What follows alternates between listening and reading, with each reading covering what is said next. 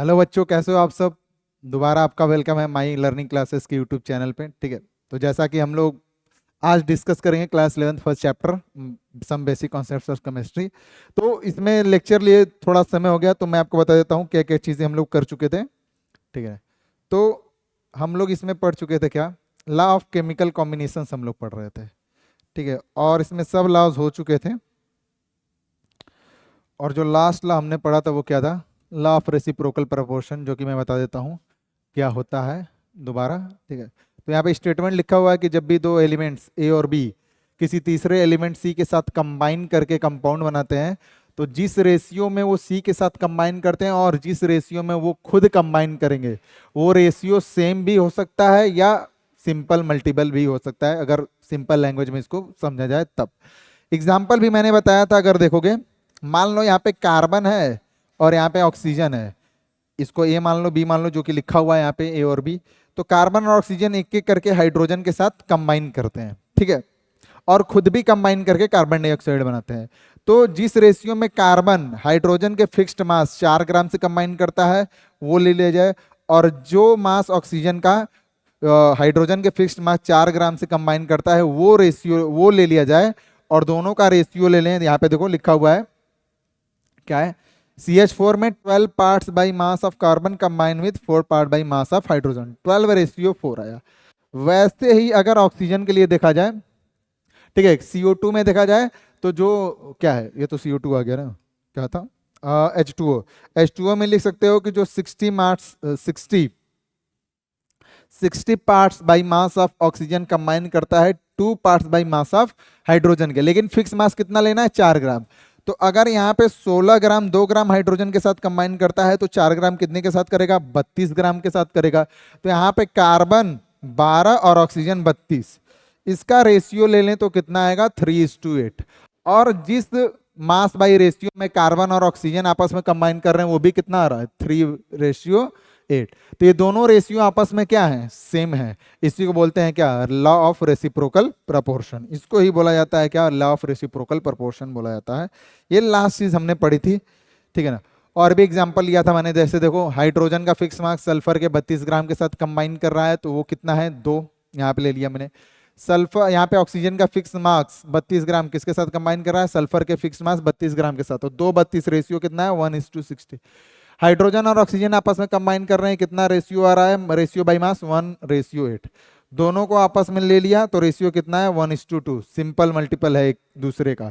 ठीक है, तो इसको ही कहते हैं क्या, लॉ ऑफ रेसिप्रोकल प्रोपोर्शन। आगे चलते हैं, लास्ट लॉ है गै-लुसेक्स लॉ ऑफ गैसियस वॉल्यूम, या इसको और एक नाम देते हैं, इसको बोलते हैं law of combining volumes, law of combining volume, ये भी बोल सकते हो।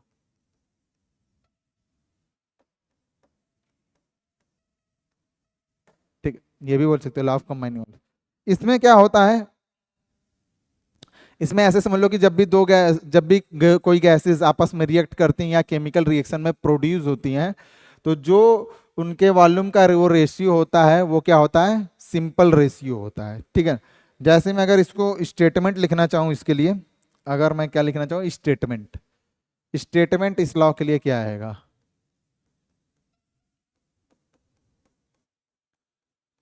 ठीक है, तो स्टेटमेंट ये है कि व्हेन गैसेस रिएक्ट और produced in a chemical reaction,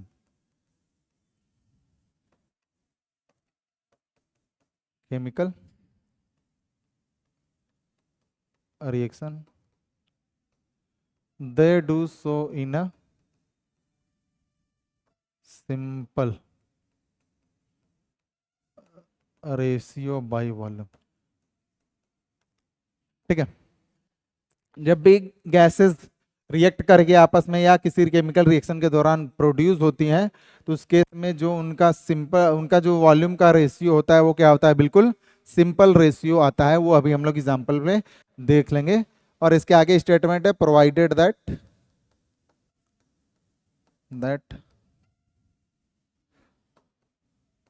provided that all gases are at similar conditions of temperature and pressure. जो टेम्परेचर और प्रेशर है गैसेस के लिए वो क्या है, सिमिलर है। ठीक है, तो ये बात हम लोग को ध्यान में रखनी है। ठीक है, यहां पे देखिए जैसे मैं एग्जांपल लूं, H2 और क्लोरीन गैस आपस में मिलकर क्या बना रहे हैं, हाइड्रोक्लोरिक गैस। ठीक है ना, H2 और Cl2 गैस आपस में मिलकर हाइड्रोक्लोरिक गैस बना रहे हैं। तो यहां पर मैं लिख सकता हूं क्या, इसका एक वॉल्यूम क्लोरीन के एक वॉल्यूम से रिएक्ट करके जो हाइड्रोक्लोरिक के कितने वॉल्यूम्स बना रहा है, 2 वॉल्यूम। कितने वॉल्यूम, 2 वॉल्यूम। तो यहां पे जो रेशियो लिया जाएगा, ratio of gases, ratio of volume of gases in reactant and product. Reacted और प्रोडक्ट में जो ratio of volume of gases है वो कितना आएगा, देखो यहाँ पे कितना है रिएक्टेंट में, 1 फिर 1 और एक क्या है 2। ये एक सिंपल रेशियो है। क्या है, सिंपल रेशियो। क्या है बच्चों, एक सिंपल रेशियो है। ठीक है, तो जो भी यहाँ पे हम लोग रेशियो ऑफ वॉल्यूम ले रहे हैं गैसेस के लिए जो केमिकल रिएक्शन में कंबाइन कर रही हैं या प्रोड्यूस हो रही हैं, तो रेशियो क्या आ रहा है, सिंपल आ रहा है। और यही हमने किसने बताया था, गै-लुसाक्स लॉ ऑफ गैसियस वॉल्यूम, या इसको law of gaseous, law of combining volumes भी कहा जाता है। यहीं पे अगर हम देखें दूसरा एग्जांपल ले सकते हो, जैसे मैं ले लूं कि N2 gas 3 volume hydrogen gas के साथ कंबाइन करके 2 वॉल्यूम क्या बनाता है, अमोनिया बनाता है, अमोनिया गैस बनाता है। तो यहाँ पे अगर रेशियो लो तुम, ठीक है, तो यहाँ पे लिख सकता हूँ 1 वॉल्यूम किसका, नाइट्रोजन गैस का कंबाइन करता है किसके साथ, 3 वॉल्यूम हाइड्रोजन गैस के साथ, तो बनाता कितना है, 2 वॉल्यूम NH3 गैस। ठीक है, तो यहाँ पे अगर रेशियो लोगे क्या, ratio of volume of gases in reactant and product,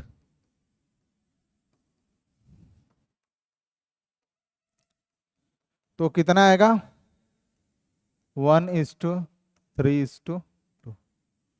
ठीक है, तो ये एक सिंपल रेशियो है, ये हमें यहां से पता चल रहा है। ठीक है, तो ये एक सिंपल रेशियो, यही बताया था किसने, ये लॉ में, सिंपल रेशियो। ठीक है, ये बात आपको ध्यान देनी है इसमें। ये था गै-लुसाक्स लॉ ऑफ कंबाइनिंग वॉल्यूम या गैसियस वॉल्यूम्स भी इसको बोलते हैं। ठीक, यहाँ पे एग्जांपल खत्म होता है। ठीक है, आगे आइए चलते हैं। ठीक है ना, अब इसके आगे आने के बाद देखिए, इसके बाद हम लोग को पढ़ना है क्या, डाल्टन्स एटॉमिक थ्योरी पढ़नी है। ठीक है ना, डाल्टन एटॉमिक्स थ्योरी पढ़नी है। और ये थ्योरी क्यों पढ़ी जाती है, क्योंकि जब भी हम लोग देखते हैं, कुछ क्वेश्चंस थे हमारे सामने, वो क्वेश्चन क्या थे, पहला क्वेश्चन क्या था, वाई एलिमेंट्स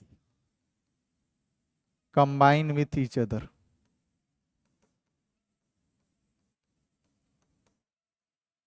क्यों एलिमेंट्स एक दूसरे से आपस में मिलके कंपाउंड बनाती हैं, ऐसा क्यों है।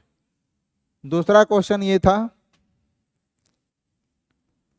Y compound and mixture is difference, ये भी है,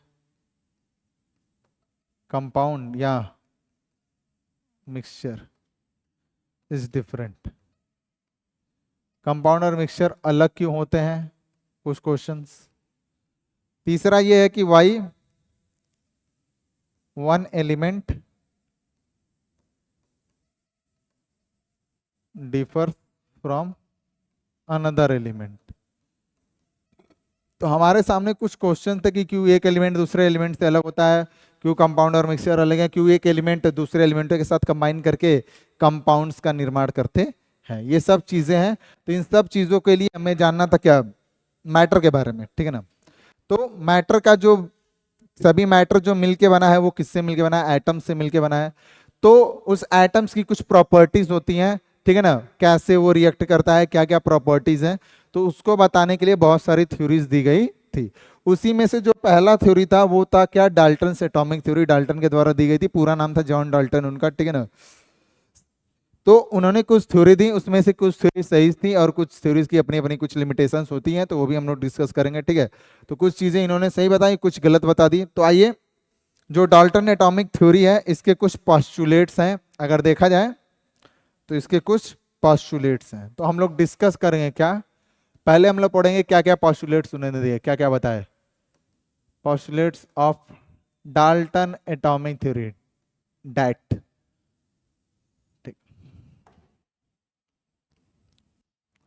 पहले उन्होंने यही बता दिया कि एटम जो होता है वो इनडिविजिबल होता है, मतलब एटम को और फर्दर भागों में डिवाइड नहीं किया जा सकता है। तो पहला पॉइंट आप लिख सकते हो, according to John Dalton atomic theory, atom is considered indivisible. Atoms को इनडिविजिबल कंसीडर्ड किया गया था, किसके द्वारा, डाल्टन एटॉमिक थ्योरी के द्वारा। दूसरा स्टेटमेंट देखे तो दूसरा उन्होंने बताया कि जो किसी एलिमेंट के एटम्स होते हैं, जितने भी एटम्स हैं उन सबका जो शेप होता है, साइज होता है और मास होता है, वो क्या होता है, आइडेंटिकल होता है। प्रॉपर्टीज भी क्या होती हैं, आइडेंटिकल होती हैं। तो आप ये लिख सकते हो, atoms of same element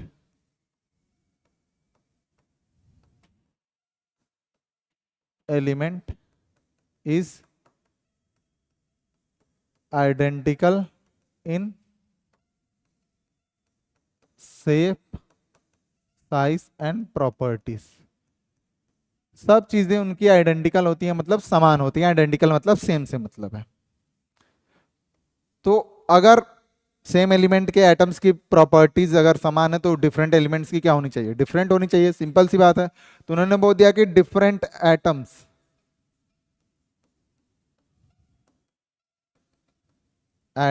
of different element have different size, mass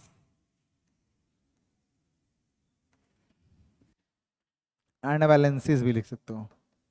size, mass, valencies and properties, different different atoms के, डिफरेंट डिफरेंट एलिमेंट्स के जितने भी एटम्स होते हैं उन सबकी प्रॉपर्टीज, साइज, शेप, मास क्या करती है, डिफर करती है। चौथा उन्होंने लिखा ये कि जो एटम्स होते हैं, atoms of element combines to form compound.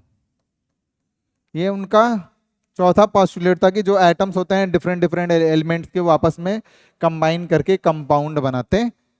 फिर अगले उन्होंने ये बताया कि अगर एलिमेंट्स आपस में कंपाउंड मिलके बना रहे हैं तो उनका रेशियो क्या होना चाहिए, होल नंबर रेशियो आना चाहिए, ये भी उन्होंने बताया। तो वही अगला पॉइंट होगा कि ठीक है, व्हेन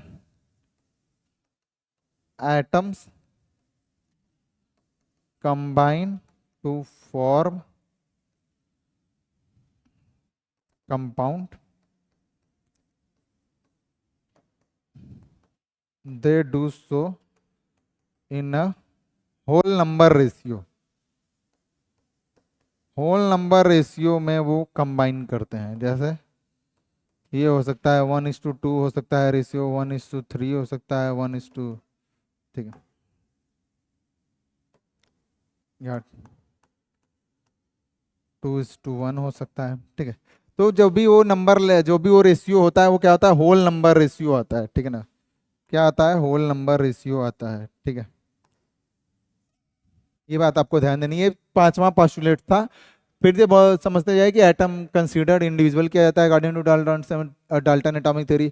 फिर दूसरा उन्होंने बताया कि जितने भी एलिमेंट्स होते हैं, अगर सेम एलिमेंट्स के एटम्स हैं तो उनका शेप, साइज और प्रॉपर्टीज क्या होगा, सेम होगा। और डिफरेंट डिफरेंट एलिमेंट्स के डिफरेंट डिफरेंट एटम्स होते हैं तो उनका शेप, साइज और मास क्या होता है, वैलेंसी सब अलग होती है। एटम्स जो होते हैं एलिमेंट्स के आपस में कंबाइन करके कंपाउंड बनाते हैं, और जब वो कंबाइन करते हैं तो वो एक सिंपल होल नंबर रेशियो में कंबाइन करते हैं। छठा पॉइंट ये था, या छठा पोस्टुलेट ये बोल सकते हो कि एटम्स ऑफ टू एलिमेंट्स में कंबाइन इन डिफरेंट रेशियोज, में combine in different ratios to form more than one compound.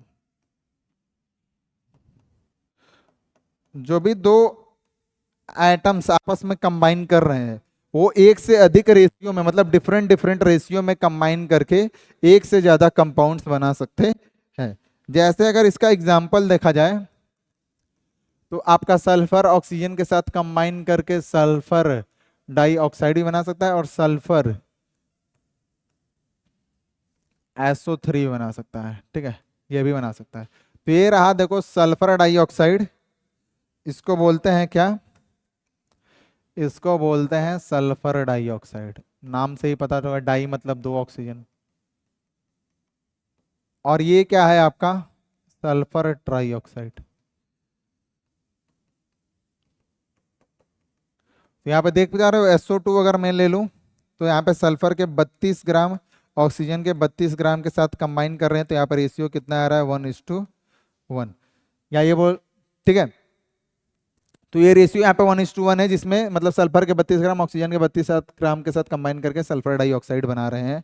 वही यहीं पे मैं अगर दूसरा एग्जाम्पल लूँ जो कि था सल्फर ट्राइऑक्साइड का, तो यहाँ पे लिख सकते हैं सल्फर के 32 ग्राम ऑक्सीजन के 48 ग्राम के साथ कंबाइन कर रहे हैं और क्या बना रहे हैं? सल्फर ट्राइऑक्साइड बना रहे हैं। इसको आप और कर सकते हो छोटा, 16 24 आ गया, 8 12 आ गया। ठीक है, दो रेशियो थी, मतलब 16 दूनी 32 और 16 तिया 48। ठीक है, तो यहाँ पे रेशियो कितना है? डिफरेंट रेशियो है। यहाँ पे रेशियो देखोगे तो अलग है, लेकिन यहाँ पे जो एटम्स हैं वो किसके किसके हैं? यहाँ पे दोनों में एटम्स किसके हैं? यहाँ पे एटम्स देखो और यहाँ पे एटम्स देखो, किस कौन कौन से एटम्स हैं यहाँ पे? सल्फर एंड ऑक्सीजन एटम्स हैं। सल्फर एंड ऑक्सीजन एटम्स हैं। है वही एटम्स, दो ही एटम्स है, लेकिन रेशियो अलग अलग कंबाइन करके अलग अलग कंपाउंड आसानी से बना ले रहे हैं। तो ये था उनका कौन सा पोस्टुलेट था, कौन सा है? छठा पोस्टुलेट था। आगे आते हैं, ठीक है, और आगे आते हैं और डिस्कस करते हैं सातवां पोस्टुलेट्स। और सातवां पोस्टुलेट उन्होंने ये बताया कि किसी केमिकल रिएक्शन में जो होता है वो एटम ही कंबाइन करता है। ठीक है ना, एटम का पूरा होल पार्ट कंबाइन करता है, उसका कोई fraction part of the atom नहीं कंबाइन करता है, पूरा पार्ट करता है। तो सातवां पॉइंट ये था कि during chemical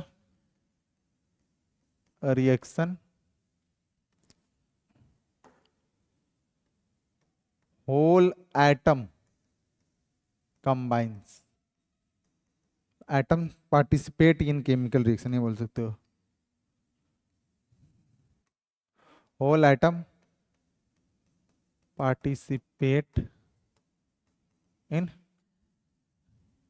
chemical reaction. Whole atom participate करता है केमिकल रिएक्शन में, not a fraction of atom. कोई पार्ट, एक पार्ट एटम का नहीं पार्टिसिपेट करता है, पूरा एटम ही पार्टिसिपेट करता है। ये था उनका सातवां पोस्टुलेट। और लास्ट पोस्टुलेट यही था कि atom can neither be created nor be destroyed, जो तुम बचपन से पढ़ते आ रहे हो। कैन नाइदर बी,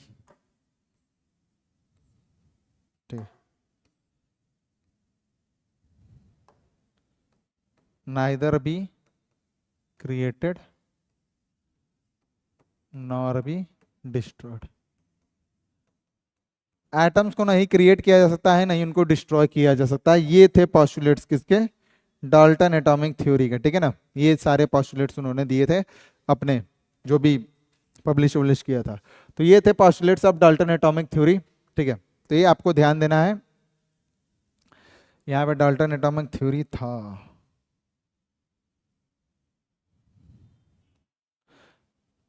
गायब हो गया, मैं लिख देता हूं। यहाँ पे क्या था? डाल्टन एटॉमिक थ्योरी, ये चीज थी यहाँ पे।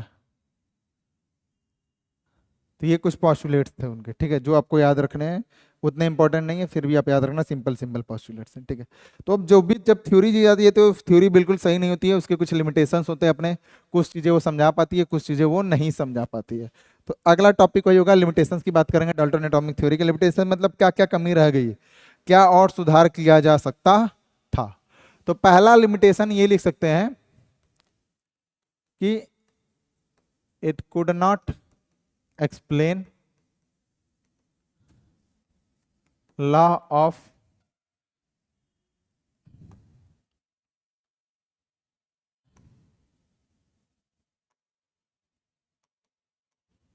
ठीक है,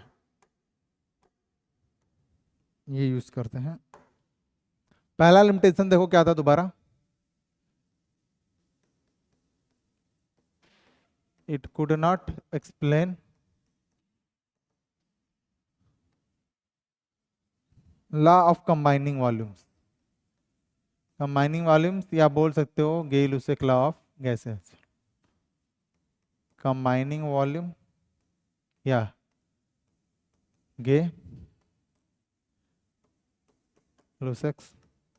law of gaseous volume.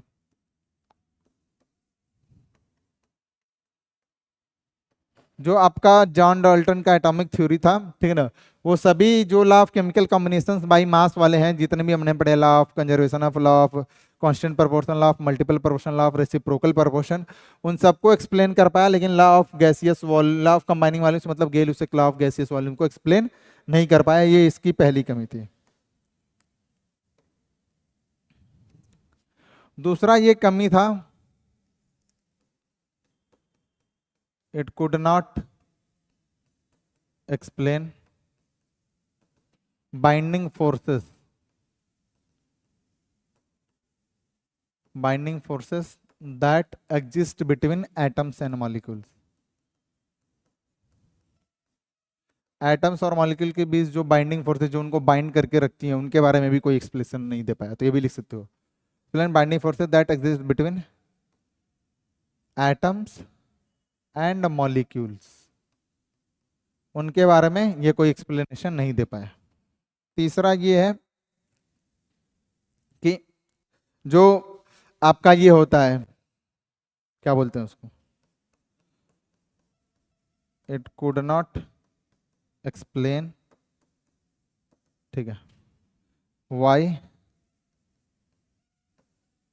Atoms of different element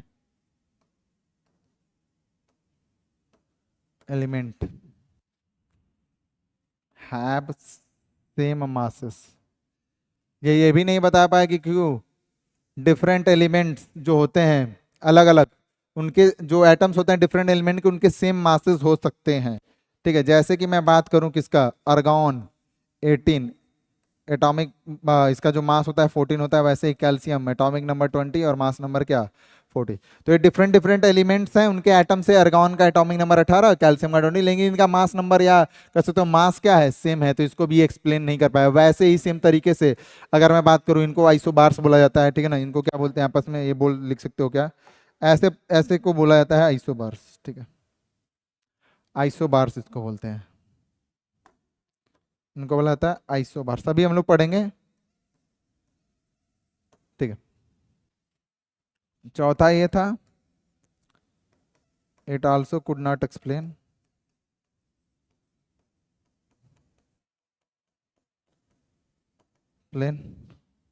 why atoms of same element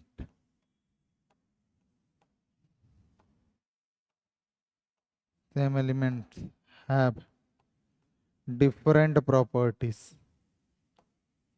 क्यों जो एटम्स होते हैं वो सेम एलिमेंट के, उनकी उनकी प्रॉपर्टीज भी डिफरेंट हो सकती हैं। तो ये उनको भी नहीं समझा पाया कि क्यों ऐसा होता है। तो भाई atoms of same elements have different properties, ठीक है ना, नहीं समझा पाइए। तो ये कुछ लिमिटेशंस हैं डाल्टन एटॉमिक थ्योरी के, जो कि मॉडर्न एटॉमिक थ्योरी द्वारा, या उसको बोल सकते हो मॉडिफाइड डाल्टन एटॉमिक थ्योरी द्वारा कमी जो थी उसको पूरी कर दी गई। तो ये कुछ कमियां हैं पहली कमी थी कि लॉ ऑफ कंबाइनिंग वाली या गेल-लुसाक लॉ ऑफ कंबाइनिंग वालों को नहीं एक्सप्लेन कर पाए। दूसरा ये था कि जो हमारे एटम्स और मॉलिक्यूल होते हैं उनके बीच में कुछ ना कुछ बाइंडिंग फोर्सेस होते हैं, उनको भी नहीं एक्सप्लेन कर पाए। It could not explain why atoms of different element have same masses.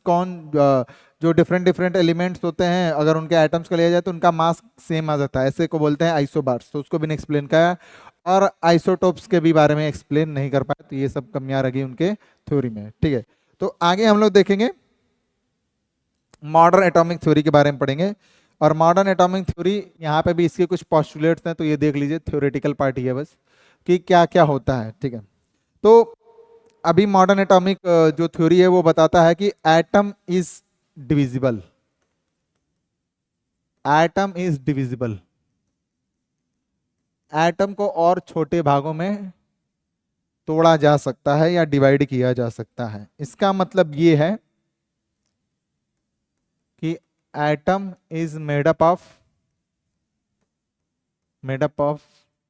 Small number of particles.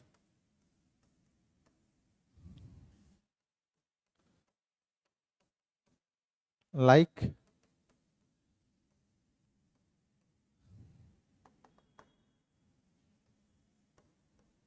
Electron,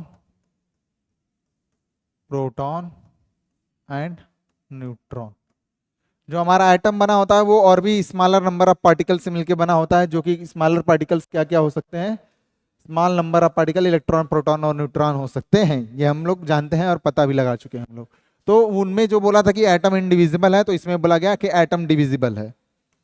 दूसरा पॉइंट ये था कि atoms of same element may have different masses। Same elements के अगर एटम्स को लिया जाए तो उनके मासेस डिफरेंट हो सकते हैं। जैसे अगर मैं आपको बताऊं यहाँ पे ये कैसे हो सकता है, तो अगर आप ले लो हाइड्रोजन के 1H1 1H2, ठीक है, और ये क्या है आपका 1H1 1H2 1H3, ठीक है ना। तो ये देख रहे हो हाइड्रोजन के ही एलिमेंट्स के एटम्स हैं, ठीक है ना। डिफरेंट डिफरेंट एटम्स लिए गए हैं, लेकिन उनके मासेस क्या है, देखोगे यहाँ पे तो मासेस क्या है, डिफरेंट डिफरेंट है। इसका मास है 1, इसका मास है 2, इसका मास है 3। इसको बोलते हैं क्या, 1H1 को बोलते हैं प्रोटियम, इसको बोलते हैं ड्यूटेरियम,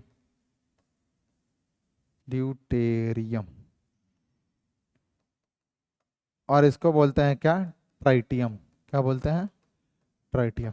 तो ऐसा कुछ होता है कि यहाँ पे देखोगे इसमें सेम इन जो तीनों कंपाउंड्स लिखा गया है, तीनों कंपाउंड्स में सेम चीज क्या है, अरे मास नंबर, एटॉमिक नंबर तो इनका क्या है,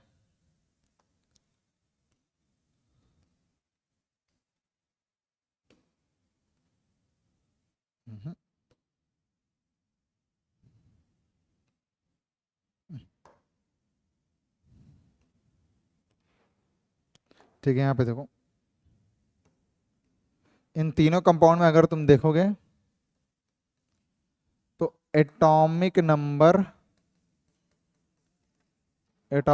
क्या है, सेम है,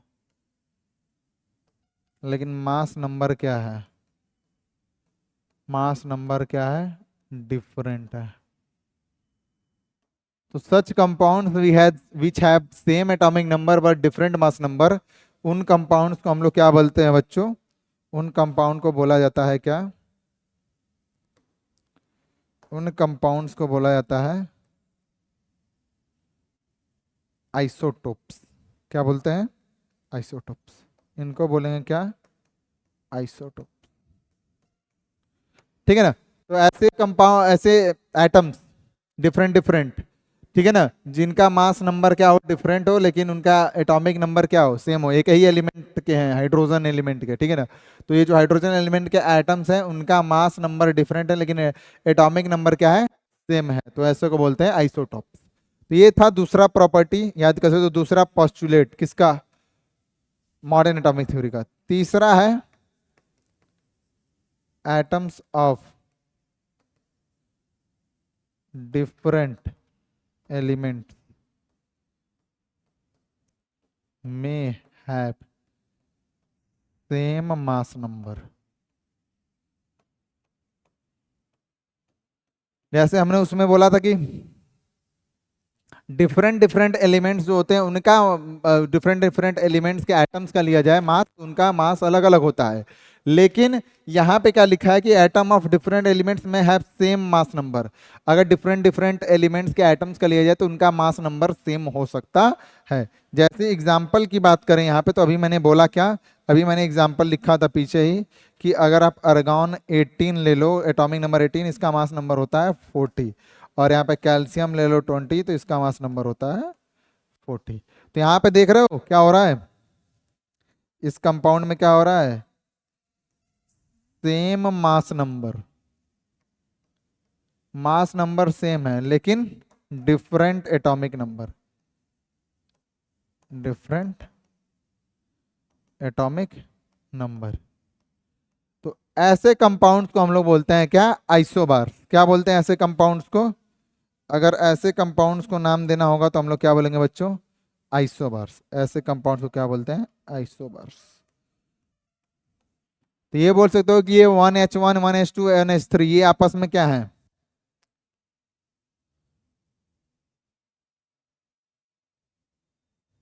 ठीक है, ये आपस में क्या है, ये आपस में कहलाएंगे आपके आइसोटोप्स। ये है isotopes, isotopes of hydrogen.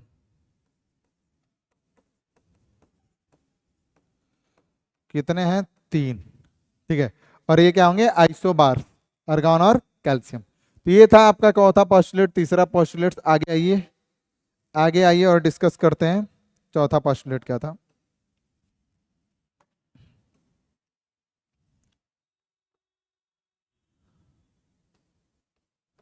when when atoms combine form compound, जब एटम्स आपस में कंबाइन करते हैं कंपाउंड बनाने के लिए, तो वहां पे आप बोल सकते हो जो रेशियो होता है, the ratio is fixed and integral. Atom जो रेशियो होता है वो क्या होता है, फिक्स्ड और इंटीग्रल होता है, लेकिन ऑलवेज सिंपल नहीं हो सकता, but can not always be, always be simple. हमेशा सिंपल रेशियो आए ये जरूरी नहीं है, ठीक है। तो यहाँ पे अगर देखा जाए एग्जाम्पल, अगर आप लो एग्जाम्पल, जैसे C12H22O11, ये शुगर का है केमिकल फॉर्मूला। यहाँ पे देखोगे तो अगर रेशियो लिया जाए, रेशियो ऑफ कार्बन हाइड्रोजन और ऑक्सीजन, तो कितने हैं, 12:22:11। तो ये कहीं पे सिंपल रेशियो नहीं है, ठीक है ना, ये सिंपल रेशियो नहीं है, तो लिख सकते हो यहाँ पे not a simple ratio, not a simple ratio. तो यही था कि द रेशियो ऑफ एलिमेंट्स या atoms which combines to form a compound, the ratio may be simple and fixed and integral but cannot always be simple। वो ratio हमेशा simple नहीं रह सकता, जैसे कि हमने शुगर केस में देख लिया, ठीक है। कहीं कहीं पे सिंपल है, ऑलवेज नहीं रहेगा, यही मैंने लिखा कैनॉट ऑलवेज बी सिंपल। तो ये चौथा पॉइंट था। और पांचवा पॉइंट ये है कि atom is the smallest particle that takes part in a chemical reaction, that takes part in a, atom ही वो स्मॉलेस्ट पार्टिकल है जो कि केमिकल रिएक्शन में पार्टिसिपेट करता है। अभी हमने देखा कि एटम से भी स्मॉलेस्ट पार्टिकल होते हैं इलेक्ट्रॉन, प्रोटॉन और न्यूट्रॉन, ठीक है, takes part in a chemical reaction even दो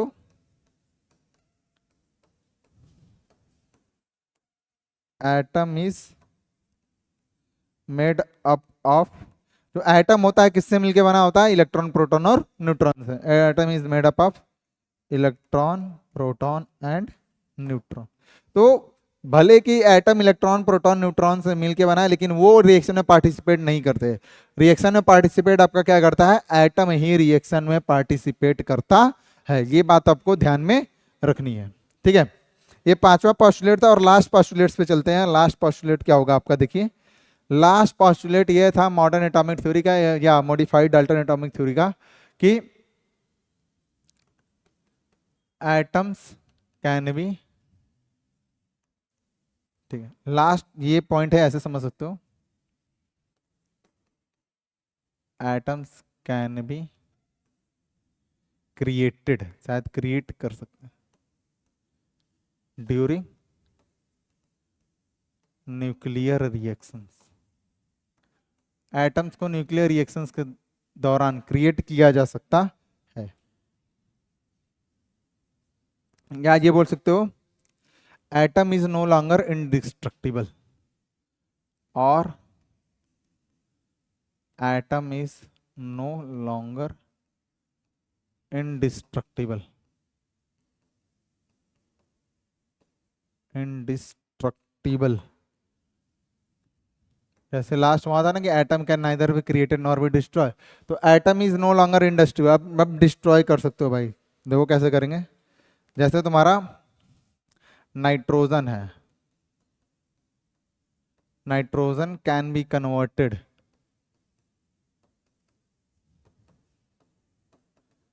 इनटू ऑक्सीजन बाय, अगर नाइट्रोजन पे तुम अल्फा रेस का बम्बार्डमेंट कर देते हो तो वो किस में कन्वर्ट हो जाएगा, ऑक्सीजन में कन्वर्ट हो जाएगा। Can be converted into oxygen by bombardment of क्या, अल्फा, अल्फा पार्टिकल्स या अल्फा रेस, अल्फा रेस लिखो। अल्फा रेस का बम्बार्डमेंट करा के तुम नाइट्रोजन एटम को ऑक्सीजन में बदल सकते हो। वैसे ही जो आपका यूरेनियम होता है 92 235, ठीक है ना, उसको आप लोग बदल सकते हो किसमें, प्लूटोनियम 94 239, किसके द्वारा, न्यूट्रॉन्स का बम्बार्डमेंट करा के, ठीक है ना, किस पे, यूरेनियम पे, ठीक है।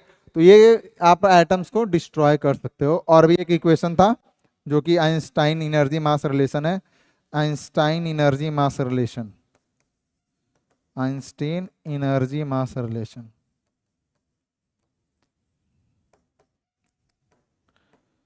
जो बताता है क्या है equation, E equal to M C square, energy and energy is converted into mass during nuclear reactions of an atom. अगर करवा रहे हो तो एटम का जो मास है वो एनर्जी में कन्वर्ट हो सकता है, या एनर्जी उसका मास में कन्वर्ट किया जा सकता है। ये कुछ है चीजें, ठीक है। तो ये था हमारा क्या, पोस्टुलेट्स थे किसके, डाल्टन एटॉमिक थ्योरी के, E equal to M C square, ठीक है ना, मास और सी मतलब स्पीड ऑफ लाइट होता है, ठीक है। तो ये थे हमारे क्या कुछ पोस्टुलेट्स थे किसके, मॉडर्न क्या था, मॉडिफाइड या मॉडर्न एटॉमिक थ्योरी बोलो या मॉडिफाइड डाल्टन एटॉमिक थ्योरी बोला जा सकता है, ठीक है बच्चों। तो ये बात आपको समझ में आई कि नहीं, बताओ।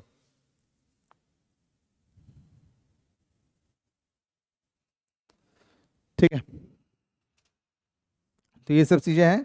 आप इस इक्वेशन ये बताता है कि एनर्जी मास में, एनर्जी और मास आपस में इनका है इंटर कन्वर्टेड है, ये लिख सकते हो, energy and mass are interconverted, एक दूसरे में कन्वर्ट कर सकते हो।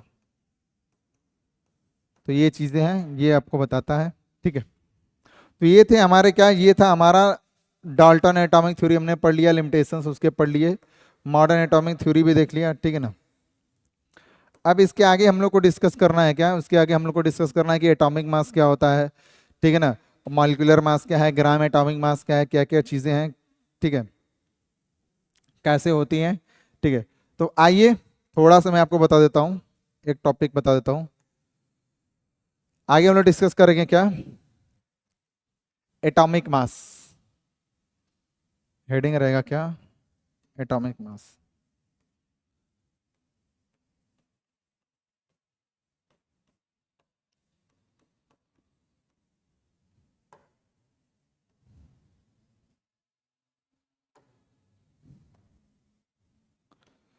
तो एटॉमिक मास क्या होता है, अगर किसी एलिमेंट का एटॉमिक मास अगर मैं कंपेयर किसी एटम का, तो वो क्या होता है। ठीक है, तो उसको कंपेयर करते हैं, या आप बोल सकते हो atomic mass of an atom. क्या बोल सकते हो, एटॉमिक मास एक्चुअल में एक वैल्यू होती है, ये लिखोगे तो ज्यादा बेहतर रहेगा। Mass is the value which indicates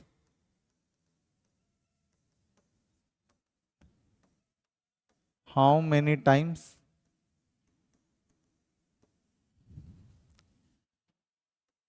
the mass of an atom of element is heavier than 1/12th mass of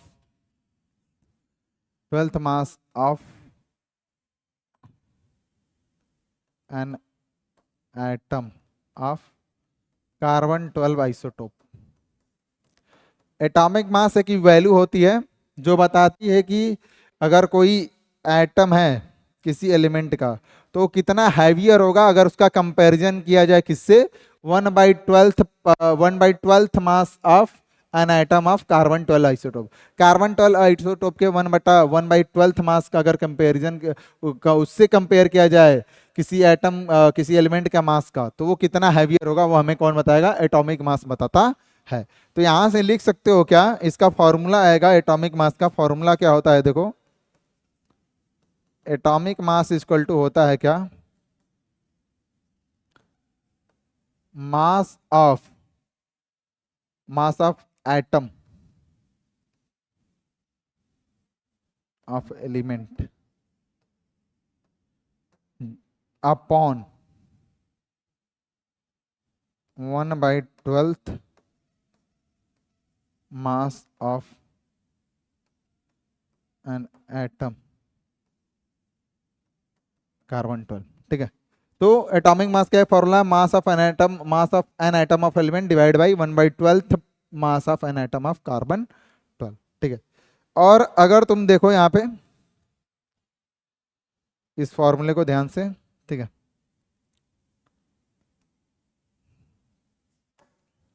तो यहां से लिख सकते हो एटॉमिक मास इक्वल टू आएगा,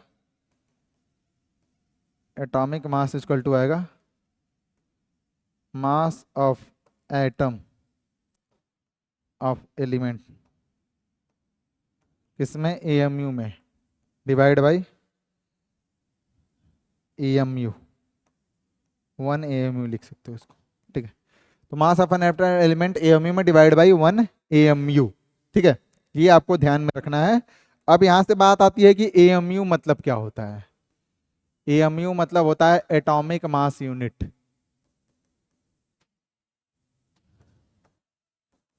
और इसको बोलते हैं यू, यू मतलब यूनिफाइड मास। क्या बोलते हैं, यूनिफाइड मास। एएमयू को एटॉमिक मास यूनिट बोल लो या यूनिफाइड मास बोल लो। तो इस केस में क्या होता है, ये एएमयू मतलब क्या होता है, देख लो, जो क्वांटिटी है, the quantity 1/12th into mass of an atom of carbon 12 isotope. 1/12 गुणे मास of an atom of carbon isotope, carbon 12 isotope, इसको ही हम लोग क्या बोलते हैं, इस क्वांटिटी को ही हम लोग क्या बोलते हैं, एटॉमिक मास यूनिट या यूनिफाइड मास कहा जाता है। ठीक है, ये क्वांटिटी 1/12 हेतु मास of an atom of carbon 12 isotope, जो मैंने यहाँ पे पीछे लिखा हुआ था। ठीक है, तो इसलिए मैंने इसको क्या लिखा, 1 एमयू लिखा, 1/12। ठीक है, 12th की जगह ऐसे मल्टीप्लाई लिख सकते हो तुम। ठीक। मास of an atom of carbon 12। ठीक है, तो कोई एटम कितना भारी है अगर उसका कंपैरिजन किया जाए 1/12 mass of an atom of carbon 12 isotope, तो वो जो वैल्यू होगी उसको बोलते हैं एटॉमिक मास। और ये रहा उसका फॉर्मूला, और यहाँ पे रहा एटॉमिक मास यूनिट जो होता है क्या है 1/12 into mass of an atom of carbon 12 isotope. ठीक है, अब यहीं से रिलेटेड है कुछ चीजें, ठीक है ना, यहीं से रिलेटेड है ग्राम एटॉमिक मास क्या होता है, तो देख लीजिए, छोटा सा टॉपिक है। ग्राम एटॉमिक मास मतलब होता है mass of 1 mole of 1 mole of atom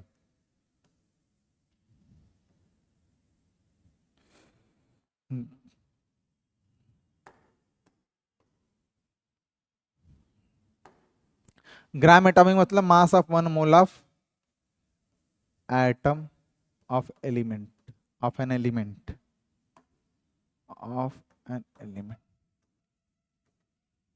किसी भी एलिमेंट के 1 मोल एटम का जो मास होता है उसको बोलते हैं ग्राम एटॉमिक मास। जैसे मैं पूछूं कि ग्राम एटॉमिक मास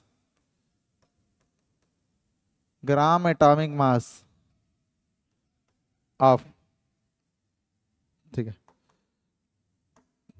कार्बन कार्बन का ले लो या ऑक्सीजन का ले लो, सोडियम का कितना होगा, तो सोडियम का मास होता है 23, और उसको अगर मैं ग्राम में लिख दूंगा तो वो क्या हो जाएगा, ग्राम एटॉमिक मास। ठीक है बच्चों, तो अगर किसी का मास तुम ग्राम में बस लिख दोगे तो उसको ही बोलते हैं ग्राम एटॉमिक मास। तो ये बात तुमको ध्यान देनी है, ये रहा गया आपका ग्राम एटॉमिक मास। मॉलिक्यूलर मास क्या होता है, अच्छा ये चीज यहां पे देख लो, ग्राम एटॉमिक मास हो गया एक चीज, शायद स्लाइड में दिया है क्या, देख लेता हूं मैं। ठीक है, ठीक है, ग्राम मॉलिक्यूलर मास ये भी समझ लो, यहाँ पे इजी चीज है, mass of 1 mole of molecule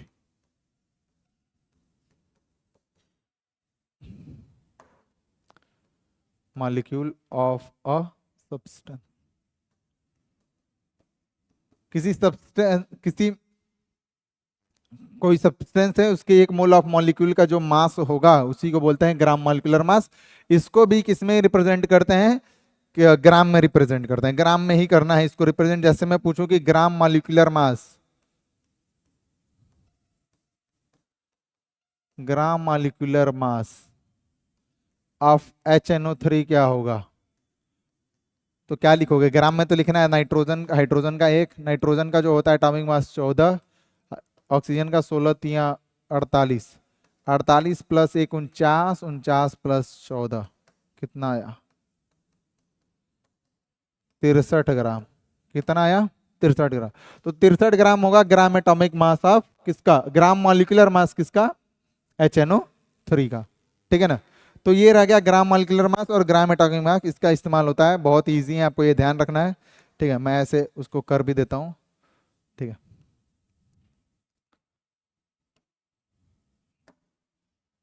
तो ये है ग्राम एटॉमिक मास सोडियम का 23 ग्राम, और ग्राम मॉलिक्यूलर मास किसका HNO3 का कितना है, 63 ग्राम। तो किसी का अगर मॉलिक्यूल का मास आप ग्राम में रिप्रेजेंट कर दोगे तो ग्राम मॉलिक्यूलर मास कहलाएगा, और किसी एटम का मास अगर ग्राम में रिप्रेजेंट कर दोगे तो उसको क्या कर लेंगे, ग्राम एटॉमिक मास कहा जाएगा।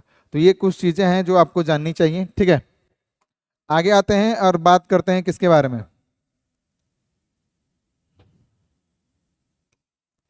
Molar molecular mass. तो जैसे एटॉमिक मास था ना, वैसे ही मॉलिक्यूलर मास है। मॉलिक्यूलर मास इक्वल टू क्या, mass of molecule of a substance. किससे कंपेयर करना है,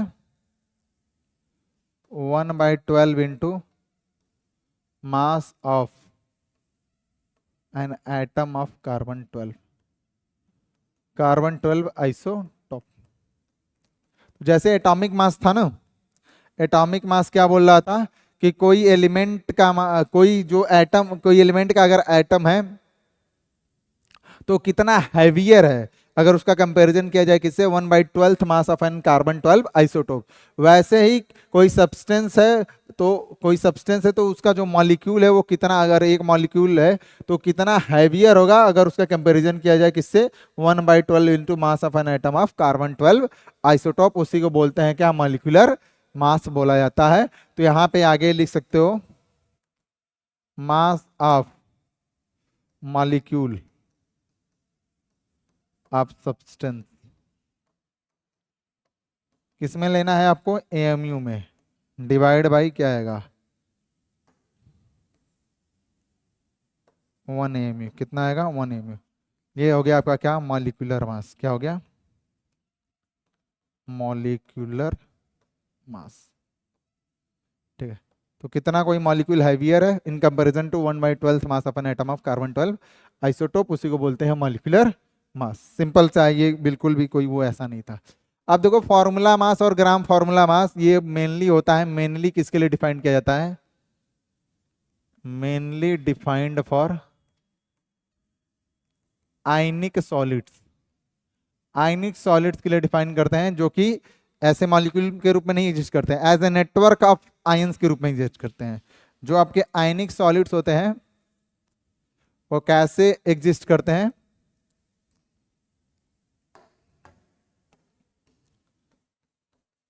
exist as network of ions.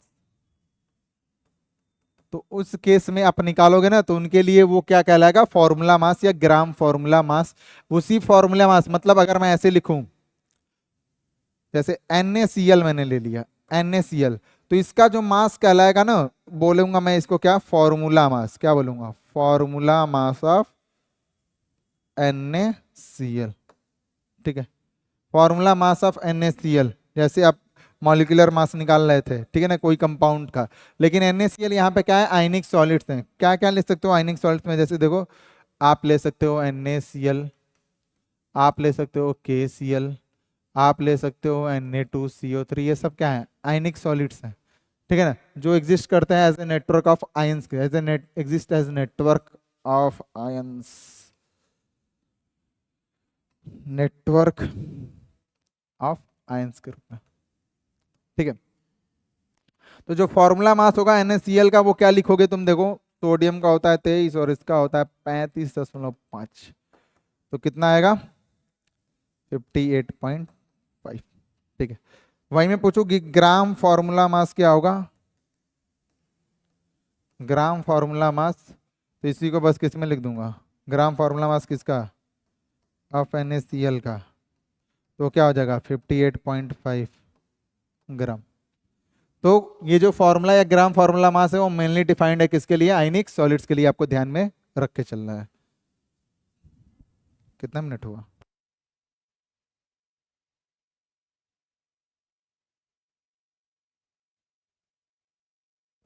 5 minute और खत्म हो जाएगा, 1 घंटा कर दो।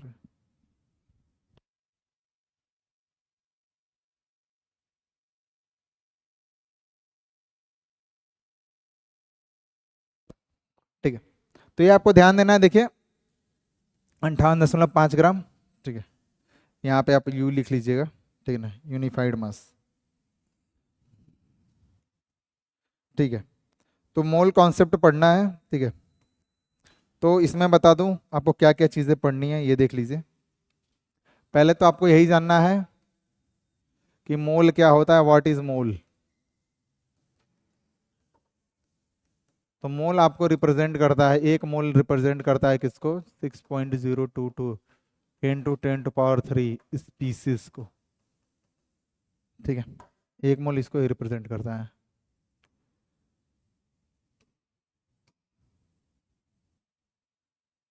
ठीक, एक मोल इसी को रिप्रेजेंट करता है। एक मोल अगर किसी सब्सटेंस का लेंगे तो उसमें उतने, एक मोल लेंगे तो उसमें कितने स्पीसीज पाए जाएंगे, 6.022 इंटू 10⁻23 स्पीसीज होने चाहिए। ठीक है, अब मोल्स निकालने के अलग अलग तरीके हैं। ठीक है, तो वो मैं तरीका बता देता हूं, देखिए। अगर फ्रॉम पार्टिकल्स निकालना है आपको, फ्रॉम नंबर ऑफ पार्टिकल्स, ठीक है, तो वहां पे नंबर ऑफ मोल्स कैसे निकालोगे, वो होता है given number of particles. Given number of particles divide by N A बोल लो। अब बोलोगे पार्टिकल्स क्या होते हैं, तो पार्टिकल्स यहाँ पे आपके एटम्स भी हो सकते हैं और मॉलिक्यूल्स भी हो सकते हैं। क्या हो सकते हैं? एटम्स या मॉलिक्यूल कुछ भी हो सकते हैं। ठीक है, इस लाइन को और आगे आगे बढ़ा दीजिएगा। ठीक है, तो given number of particles divide by N A क्या होता है? Avogadro number 6.022 into 10⁻23। अगर आपको निकालना है किससे? एटम से निकालना है। From given mass of atom,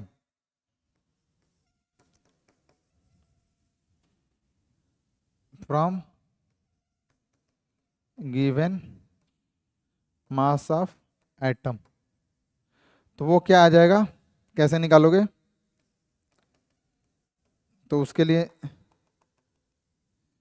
from given mass of atom आ जाएगा, तो नंबर ऑफ मोल्स जो आएंगे बच्चों, नंबर ऑफ मोल्स इस केस में कैसे निकालोगे? तो देख लो, गिवन मास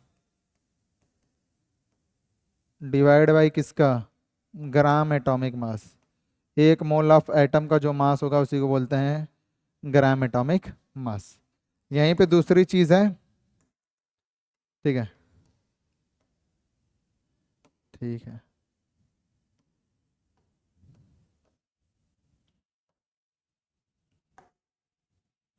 यहीं पे इसी में अगर गिवन मास ऑफ मॉलिक्यूल से निकालना हो, मॉलिक्यूल्स का मास दिया हो, उससे तुमको नंबर ऑफ मोल्स निकालने हो, तो नंबर ऑफ मोल्स कितने कैसे निकालोगे?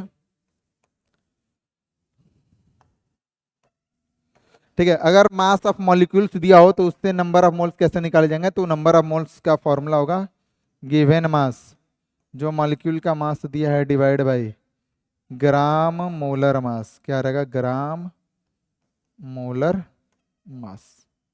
ग्राम मोलर मास मतलब क्या होता है? Mass of one mole of molecules को ग्राम मोलर मास बोलते हैं, ग्राम में। ठीक है ना? और ये number of moles given mass by gram atomic मास। ठीक, तो ये आपको ध्यान रखना है, पहला। दूसरा, ये तीसरा फॉर्मूला हो गया। चौथा ये है फ्रॉम वॉल्यूम ऑफ गैस निकालना हो तब, फ्रॉम वॉल्यूम ऑफ गैस, तो उसके लिए नंबर ऑफ मोल्स कैसे निकालोगे? नंबर ऑफ मोल्स का फॉर्मूला होगा क्या? Volume of gas at 1 bar pressure and 273 kelvin. किसमें लेना है? लीटर में। Divide by 22.7 litre. इसको बोलते हैं एसटीपी। एसटीपी मतलब होता है, पहले था 1 एटीएम लेकिन अब 1 बार प्रेशर हो गया है। 1 बार प्रेशर एंड 273 केल्विन। तो उस पर जो वॉल्यूम लेते हैं वो कितना लेते हैं? 22.7 लीटर। अगर यहीं पे यहाँ पे लिखा हो नंबर ऑफ मोल्स निकालना हो किसके लिए? ठीक है, तो यहाँ पे लिख लेना वॉल्यूम ऑफ गैस। अगर 1 एटीएम पे निकालना हो, अगर 1 एटीएम पे पूछ ले, 1 एटीएम प्रेशर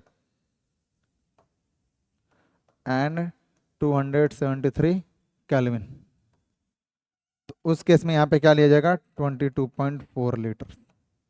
ये लीटर्स में रहेगा।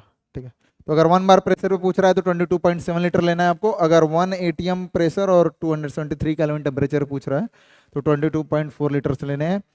अगर नंबर ऑफ पार्टिकल्स दिया हुआ है तो उस केस में क्या लिखोगे? एटम्स या मॉलिक्यूल्स की जो भी नंबर दिए हो divide by Avogadro number Na। और अगर एटम्स का मास दिया है तो जो दिया है डिवाइड बाई नंबर ऑफ, एक मोल में उसके कितने मास होंगे उससे डिवाइड करना है ग्राम एटॉमिक मास, या जिसको तुम बोलते हो क्या? Given mass upon molar mass. Given number of molecule, given mass of molecules निकालना हो, उससे अगर नंबर ऑफ मोल्स पता करना हो तो उस मॉलिक्यूल का जो मास होगा उसको नीचे और जो उसका मास दिया होगा उसको ऊपर सॉल्व कर लेना। 1 मोल डिफाइन करता है कि कोई भी अगर अमाउंट ऑफ सब्सटेंस है तो उसमें उतनी स्पीसीज होनी चाहिए जो कि किसके बराबर होती है? 6.022 इंटू 10⁻23 स्पीसीज के बराबर आती है। ठीक है, तो 1 मोल इसी के बराबर होता है।